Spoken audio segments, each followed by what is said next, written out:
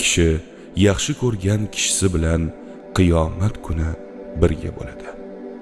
Buxoriy va Muslim rivoyati.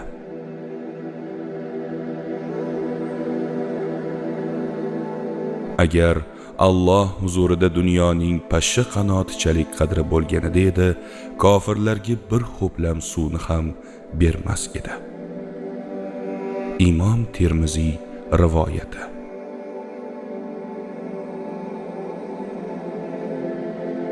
Haq bo'la turib janjalni tark etgan kishiga jannat yonidagi bir uyga kafilman. Hazildan bo'lsa ham yolg'onni tark etgan kishiga jannat o'rtasidagi bir uyga kafilman. Chiroyli xulqli kishiga jannatning eng yuqorisidagi bir uyga kafilman. Abu Dovud rivoyat